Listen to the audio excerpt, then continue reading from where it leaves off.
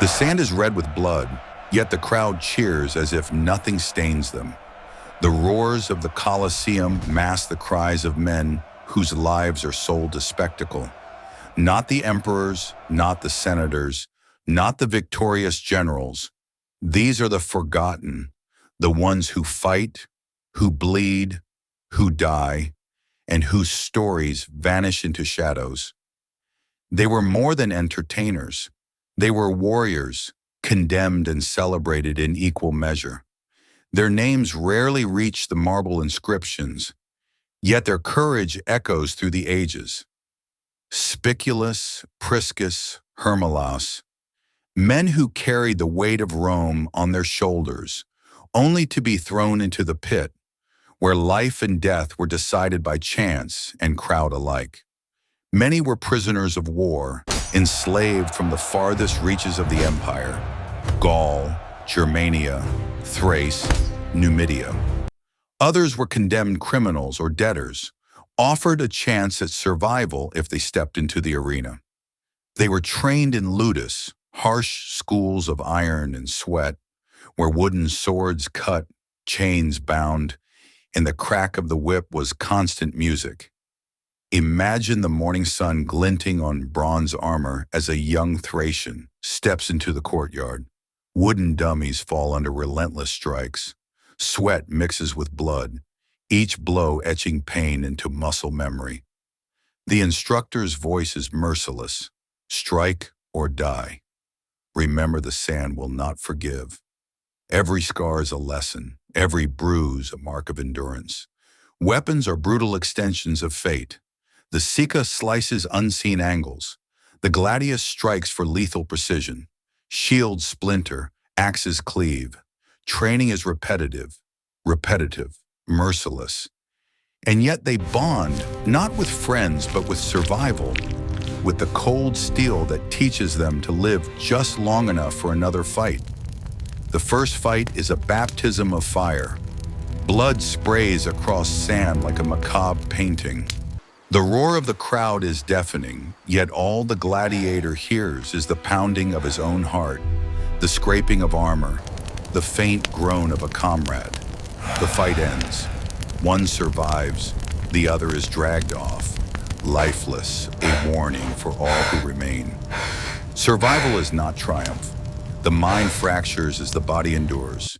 Sleepless nights haunted by screams, the smell of blood, and the memory of friends dying by your side. Some become monsters, others hollowed shells. PTSD existed here, unnamed, invisible, unacknowledged. Their society glorified strength, yet despised the scars left by survival. Injuries were brutal: broken limbs, ruptured organs, deep gashes. Roman physicians applied vinegar, wine, and crude herbal remedies. Red-hot iron stopped bleeding, fire cauterized rot, and amputation was a sentence, not salvation. The screams echoed through the ludus, yet this was the only mercy Rome could offer: a chance to live, barely, to fight again. Victory in the arena does not guarantee freedom. Winners may earn favor, a small stipend, or a single day of respite. Losers are often disposed quietly, their bodies discarded, their names unrecorded.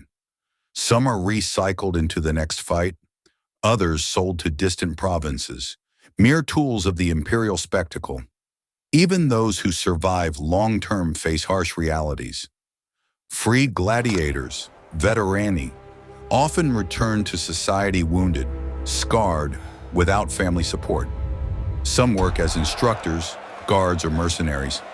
Others descend into poverty, crime, or the amphitheater again, trading life for bread.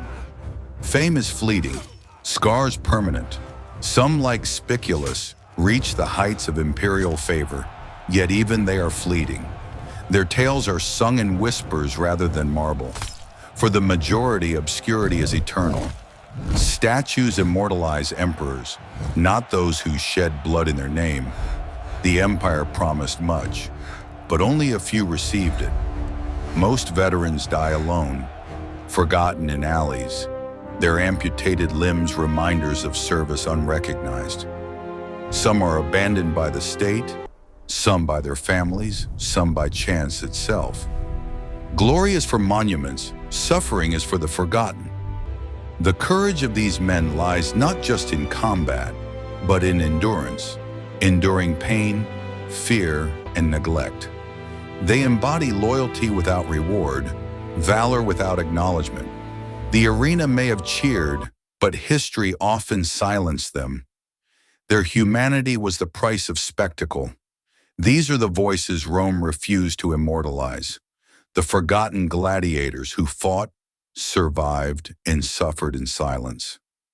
If their story moved you, subscribe to hear more voices from the past and reflect. What is the cost of glory when humanity is left behind? May the courage of the forgotten guide us.